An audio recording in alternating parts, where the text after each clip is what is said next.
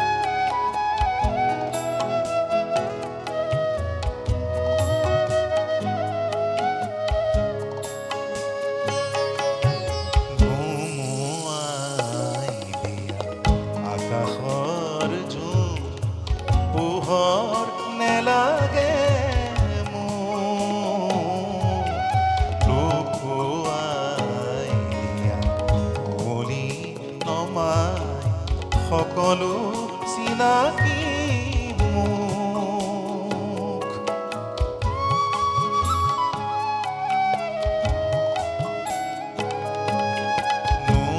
নুমুৱাই দিয়া আকাশৰ ঝুম পোহৰ নেলাগে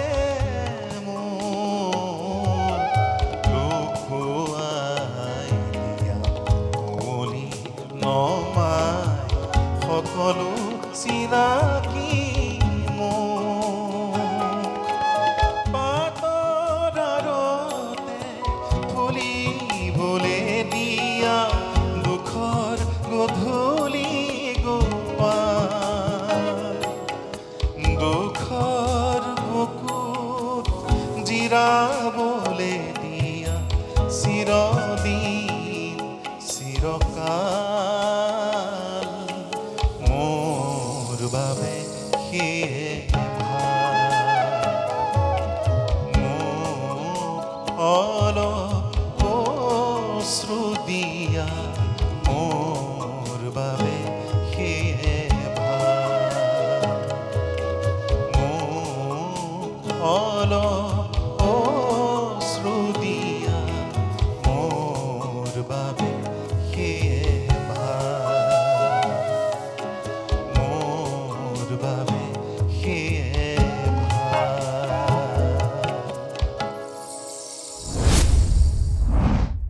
মই প্ৰথম শুনিছিলোঁ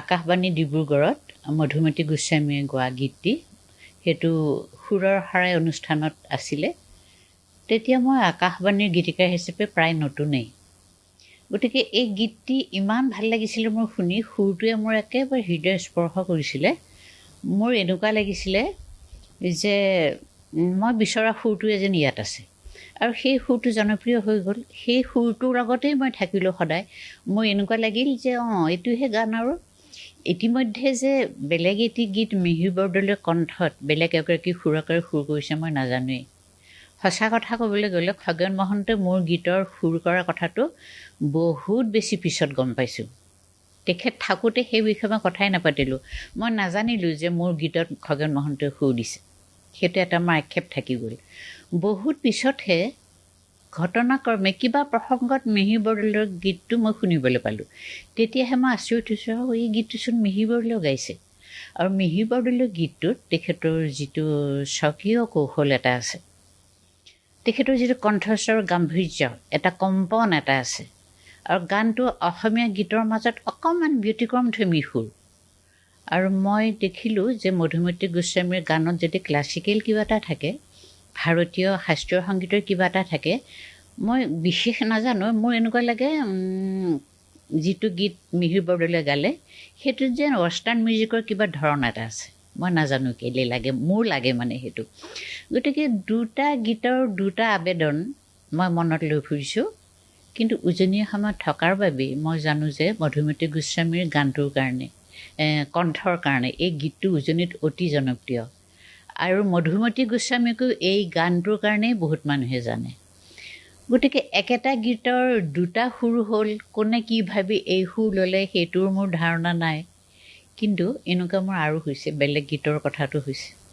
গতিকে সুৰকাৰসকলে যেতিয়া সুৰ বুটলি লয় গানটোৰ ভাৱ তেওঁলোকে নিজৰ মনেৰে গ্ৰহণ কৰে সেইটো তেওঁলোকৰ কথা মোক সুধি কোনোৱে নকৰে যে মোৰ ক্ষেত্ৰত হৈছে বহুতো গীতিকাৰে সুৰৰ ওপৰত গান লিখে মোৰ সেইটো হোৱা নাই মোৰ গানবিলাক লিখি পেলাই কিতাপ কৰি বা ক'ৰবাত প্ৰকাশ কৰি বা আকাশবাণীলৈ মই পঠিয়াই দিওঁ তাৰ পৰা গাঁৱতাসকলে বুটলি লৈ সুৰকাৰসকলে সুৰ দিয়ে আৰু আজিকালি নতুনকৈ বহুতে মোৰ পৰা নিজে মোৰ লগত সংযোগ কৰি পাৰ্চনেলি ব্যক্তিগতভাৱে গানবোৰ লৈ যায় আৰু তেওঁলোকে সুৰ দি ইউটিউবত ইফালে সিফালে কৰি আছে গতিকে মই ভাবোঁ যেতিয়া শ্ৰোতাৰ অন্তৰ গানটোৱে স্পৰ্শ কৰে সেইটোৱেই ভাল সুৰ আৰু কথাৰ লগত ভাৱৰ লগত যি সুৰ মিলি যায় সেইটোৱে ভাল সুৰ এই দুইটা সুৰৰ ভিতৰত মোৰ দুই ধৰণৰ অনুভৱ মধুমতীটো মই মিঠা পাওঁ আৰু মিহিৰ বৰদলৈয়ে গোৱাটো অন্তৰত এটা আলোড়নৰ সৃষ্টি কৰে ৰাগ দ্য মেলোডিজ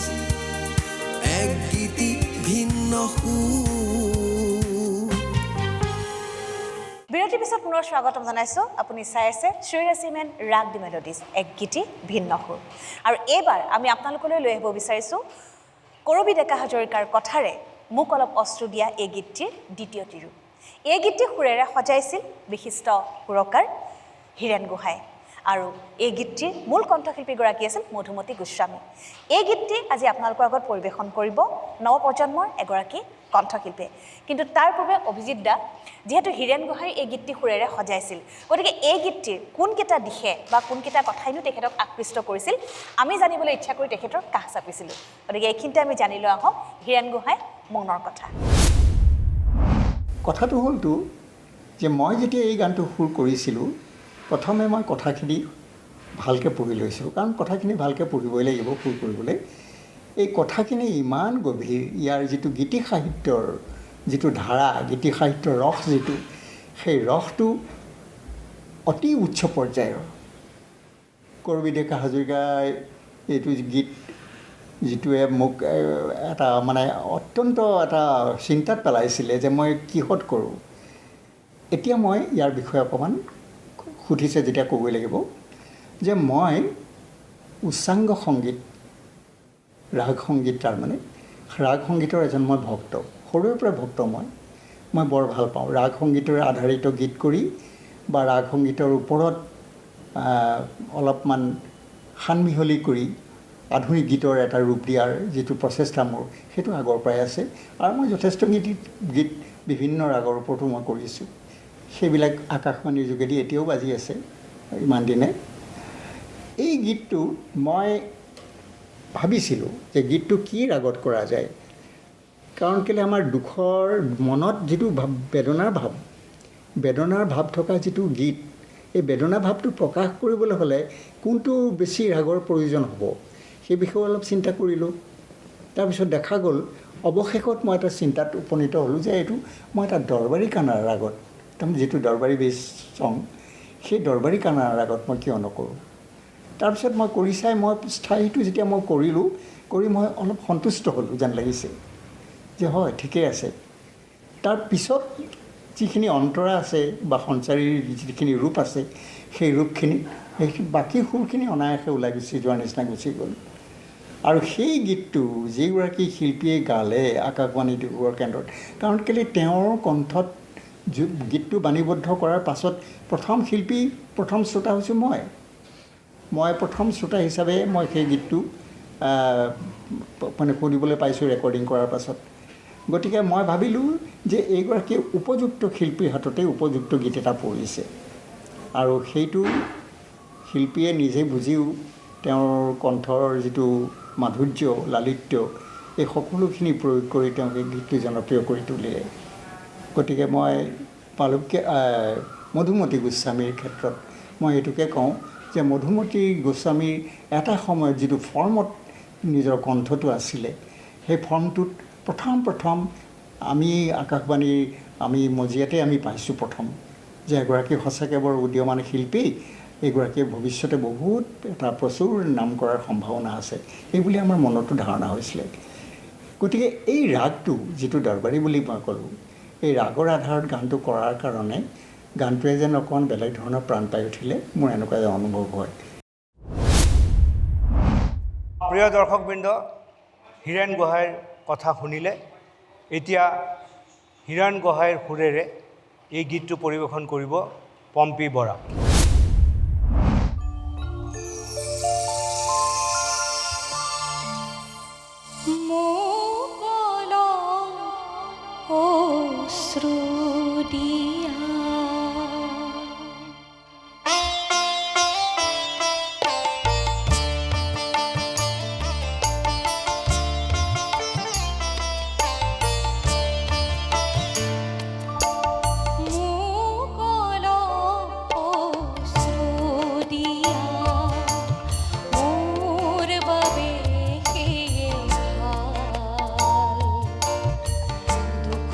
দুখৰ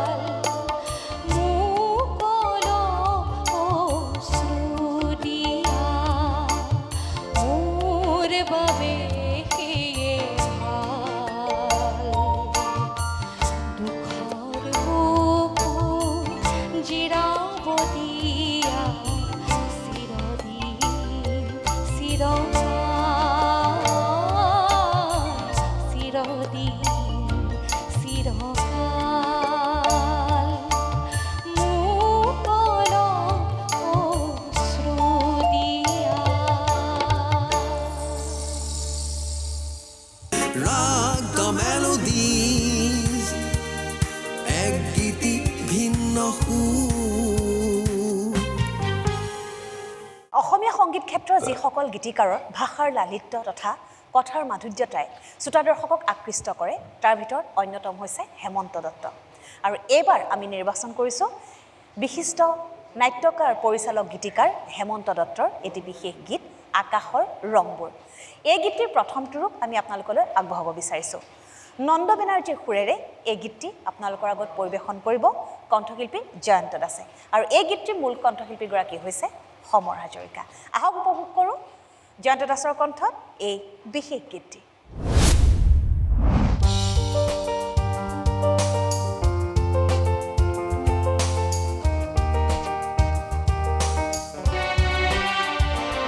আকাশৰ ৰংবোৰ সেন্দুৰীয়া হ'ল, দিনৰ সুৰুষ্টিও কিনি গুচি গ'ল, এন্ধাৰ নামি লাহে লাহে নিয়ৰ টোপালবোৰ মানিক মুকুতা হৈ সৰি কুসুম পাহে পাহে লাহে লাহে লাহে লাহে লাহে লাহে আকাশৰ ৰংবোৰ সেন্দুৰীয়া হ'ল, দিনৰ সুৰুষ্টিও কিনি গুচি গ'ল।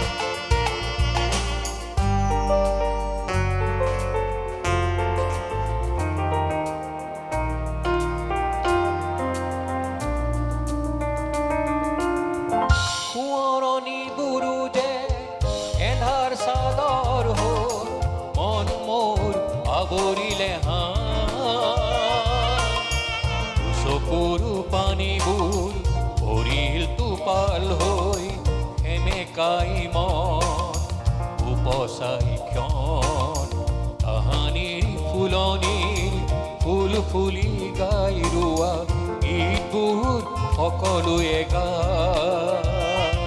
তোমাৰ বিদায় ছবি দূৰে দূৰে ভাহে লাহে লাহে লাহে লাহে লাহে লাহে আকাশৰ ৰংবোৰ সেন্দুৰীয়া হ'ল, দিনৰ সুৰুষ্টিও কিনি গুচি গ'ল।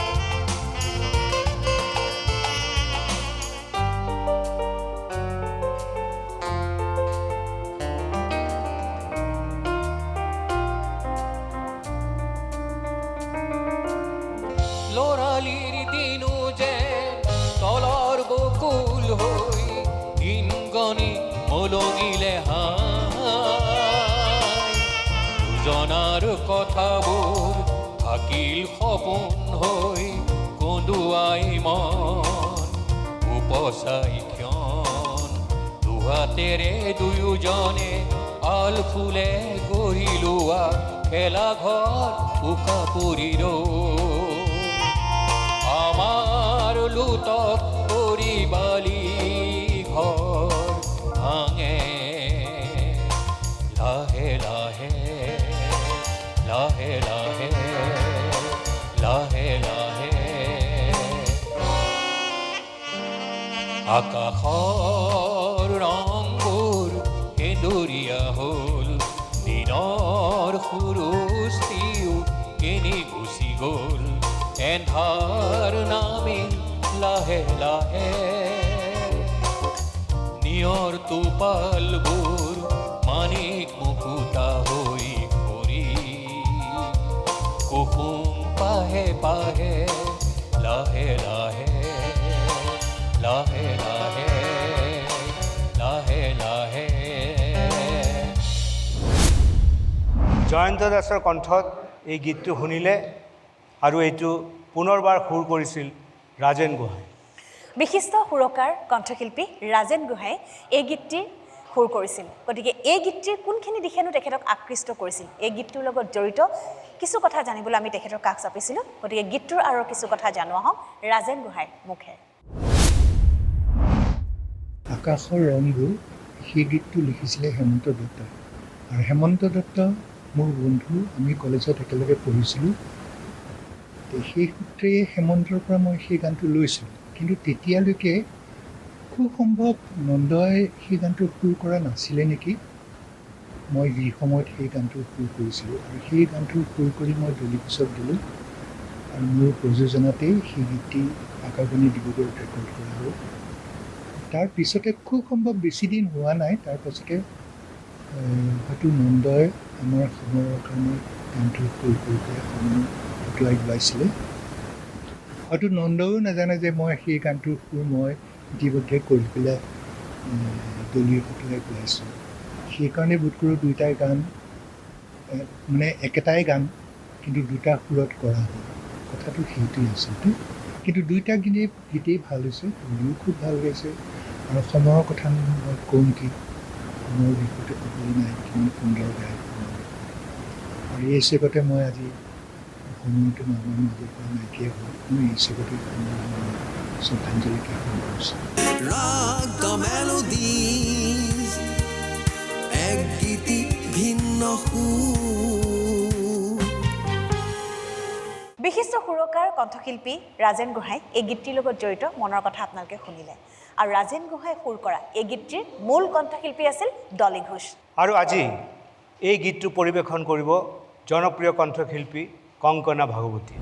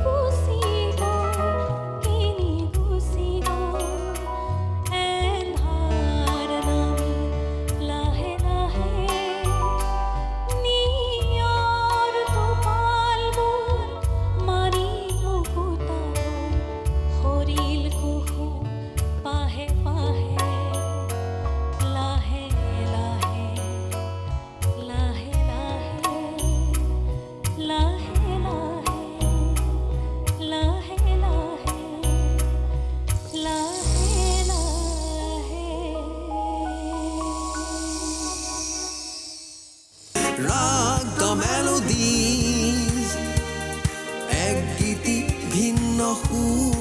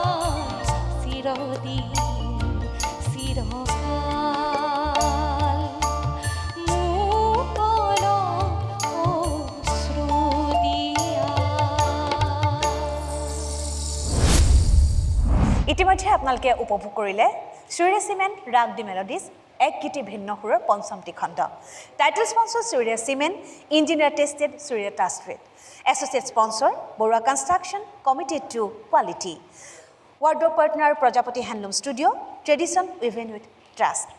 ইয়াৰ লগে লগে আজি পঞ্চমটি খণ্ডৰ পৰা মই সংঘমিত্ৰাই মই অভিজিত বৰুৱা বিদায় লৈছোঁ। ধন্যবাদ। ধন্যবাদ। রাগ দ্য মেলোডিজ এক গীতি ভিন্ন সুর এটি রচনা দুটি সুর এটি রচনা ভিন্ন রূপ কি যে অপরূপ এক গীতি ভিন্ন সুর কি যে শ্রুতি মধুর কি যে সুমধুর রাগ দ্য মেলোডিজ এক গীতি ভিন্ন সুর। This program was brought to you by Surya Cement. Engineer tested, Surya trusted.